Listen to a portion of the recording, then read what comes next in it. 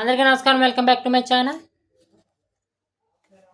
ముందుగా ఒక నోట్, నా వీడియో కనుక నచ్చితే లైక్ చేసి షేర్ చేసి సబ్స్క్రైబ్ చేసుకోండి. మరి మీ ముందుకు నా తరహా శైలిలో విశ్లేషణ తీసుకొచ్చే ప్రయత్నం చేస్తాను.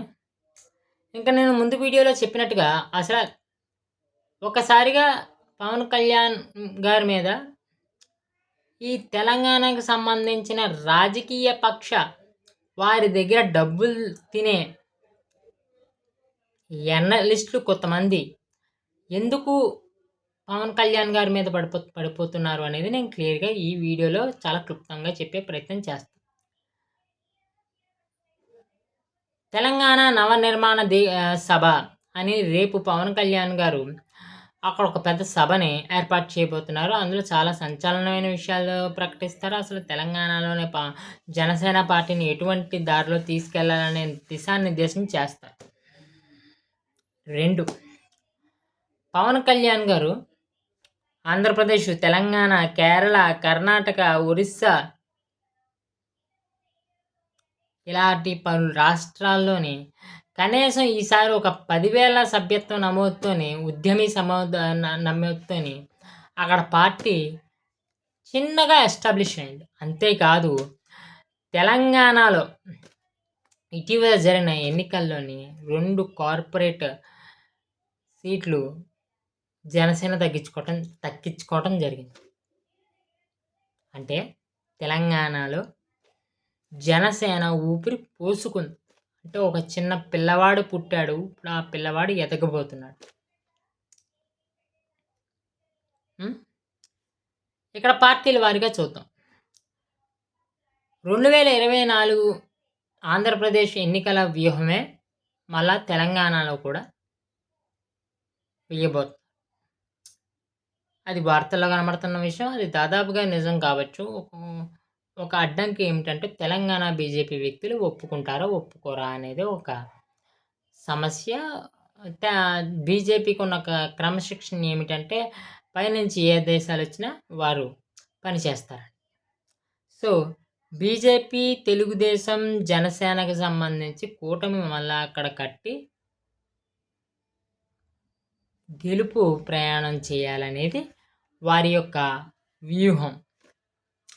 ఈ వ్యూహంలోని బీజేపీకి ఆల్రెడీ పట్టణ ప్రాంతాల్లో బలం ఉంది, గ్రామీణ ప్రాంతాల్లో బలం కొంచెం తక్కువ ఉంది.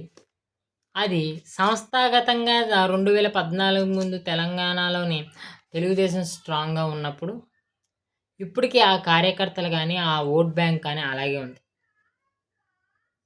ఆ గ్రామీణ ఓట్ బ్యాంకు తెలుగుదేశం తీసుకురాగలదు. ఒక స్టార్ క్యాంపెయినర్గా ఆంధ్రప్రదేశ్లో పవన్ కళ్యాణ్ గారు చేస్తున్న పనుల విధానం నచ్చి దానికి అట్రాక్ట్ అయ్యే చాలామంది, చాలామంది ఈ కూటమికి ఓట్లేసి గెలిపించే అవకాశం కనబడుతోంది.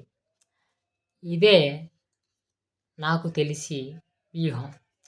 ఈ వ్యూహం వల్ల కాంగ్రెస్ అధికారం కోల్పోతుంది.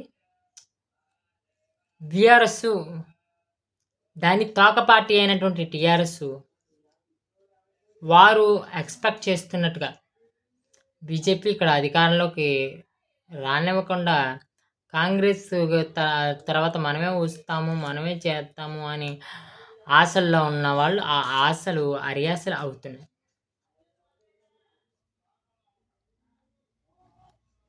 ఇప్పుడు దీన్ని ఎలాగైనా అడ్డుకోవాలి.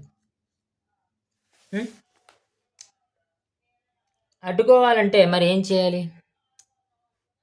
ఈ కూటమిలో చాలా బలమైనగా కనబడుతున్న వ్యక్తి పవన్ కళ్యాణ్ గారిని టార్గెట్ చేయాలి.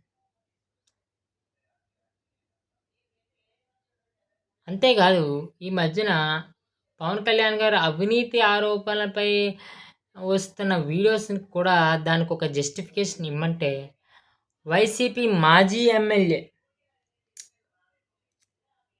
ఆయన పేరు నేను మర్చిపోయాను, ఇక్కడ రాసుకోవడం కూడా కుదరలేదు, అతను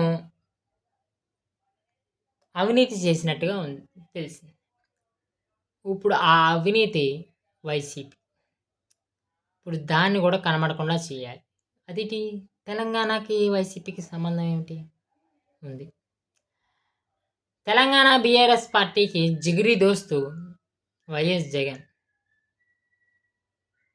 వారి ఇరువురు ఒకటే. కావాలంటే 2019లోనే కేసీఆర్ నీకు రిటర్న్ గిఫ్ట్ ఇస్తాను చంద్రబాబు నాయుడు అన్న మాటను మీరు గుర్తు చేసుకోండి.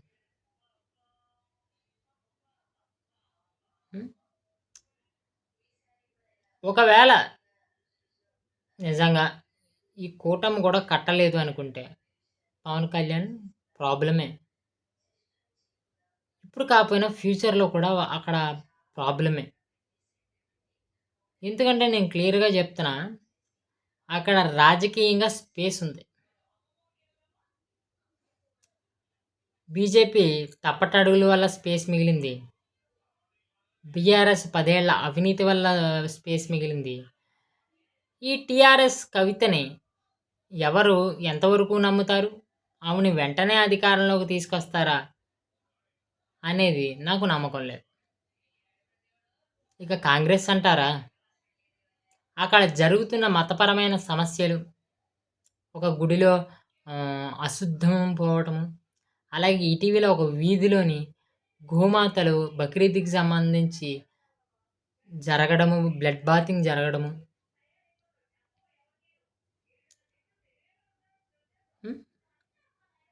ఇలాంటివి తప్పిదాలు జరుగుతున్నాయి. అలాగే హైడ్రా ద్వారా చాలా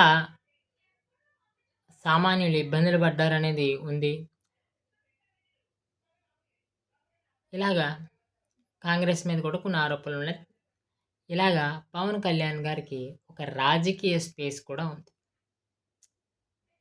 సో ఏ రకంగా చూసుకున్నా ఆంధ్రప్రదేశ్లో పవన్ కళ్యాణ్ గారు ఎలా అయితే కీలకం అయ్యారో తెలంగాణలో కూడా అలాగే కీలకం కాబోతారు. కాబట్టి ఇప్పుడు పవన్ కళ్యాణ్ గారిని ఎట్టి పరిస్థితిలో తెలంగాణలో రాజకీయంగా సెటిల్ కానివ్వకూడదు. అండ్ దీని వెనకాల కాంగ్రెస్ యొక్క ఇంకొక వ్యూహం కూడా ఉంది. ఉత్తరాదిన ఎట్టి పరిస్థితిలోనూ కాంగ్రెస్కి బలం పుంజుకునే అవకాశం కానీ, లేకపోతే అక్కడక్కడ అధికారంలోకి వచ్చే అవకాశాలు కానీ చాలా తక్కువ. ఎందుకంటే అక్కడ మంచి మంచి నేతలు ఉన్నారు బీజేపీకి సంబంధించి. ఇక్కడ బీజేపీకి మంచి మంచి నేతలు ఉన్నా, లేకపోతే లోకల్ పార్టీస్ అధికారంలోకి వస్తున్న కాంగ్రెస్కి ఈ దక్షిణాదిన మళ్ళీ పవర్ గెయిన్ చేసుకునే అవకాశం. కర్ణాటకలో బీజేపీ పోతే కాంగ్రెస్, కాంగ్రెస్ పోతే బీజేపీ. తెలంగాణలో ఒకవేళ పవన్ కళ్యాణ్ గారిని పక్కన పెడితే బీఆర్ఎస్ పోతే కాంగ్రెస్, కాంగ్రెస్ పోతే బీజేపీ, బీజేపీ పోతే కాంగ్రెస్. ఇక్కడ ఆంధ్రప్రదేశ్లో తప్ప మిగతా స్టేట్స్లోని కాంగ్రెస్కి అవకాశం. ఇప్పుడు ఎప్పుడైతే పవన్ కళ్యాణ్ గారు ఈ దక్షిణాది, ఉత్తరాదిని అంటే దక్షిణాదిని ఒకటినే స్ప్రెడ్ చేసేసి ఊరుకుంటారా అంటే కాదు. పవన్ కళ్యాణ్ గారిది జాతీయ పార్టీ కావాలన్న కోరిక. ఉత్తరాదిన తర్వాత ఫోకస్ చేస్తారు, అది కన్ఫామ్ అయితే. ఈ దక్షిణాదిన ఎప్పుడైతే పవన్ కళ్యాణ్ గారి పార్టీ ఒక గుర్తింపు గల పార్టీగా వచ్చి ప్రతిపక్షంలోకి వచ్చి కూర్చుందో ఆటోమేటిక్గా కాంగ్రెస్ కూడా ఉనికిపోద్ది. 2014లోని కాంగ్రెస్ హటావో దేశ్ బచావో అనే పవన్ కళ్యాణ్ గారి నినాదం కూడా నిజమవుతుంది. నిజంగా నిజమవుతుంది. వైఎస్ జగన్ని 11 సీట్లతో ఎలా అయితే కొంగ తీసి నేలకేసి కొట్టాడో, ఇప్పటికి ఎలా పైకి లెగాలో తెలియలేదో, నరేంద్ర మోడీ గారు పవన్ కళ్యాణ్ గారి ద్వితీయం కాంగ్రెస్ని ఊపిరి లేకుండా చేసే అవకాశం ఉంది. అంటే ఎట్టి పరిస్థితిలో తెలంగాణలో పార్టీలకి ప్రమాదం, దేశ పార్టీ అయినటువంటి కాంగ్రెస్కి ప్రమాదం. ఇన్ని రాజకీయ ప్రమాదాల రీత్యా పవన్ కళ్యాణ్ గారిని ఎట్టి పరిస్థితిలోనే ఆంధ్రాలోని తగ్గించాలని చూస్తున్నారు. తెలంగాణలో అసలు అడుగు పెట్టనివ్వకుండా చేయాలని చూస్తున్నారు. ఇది ఇంత వ్యూహం ఉంది.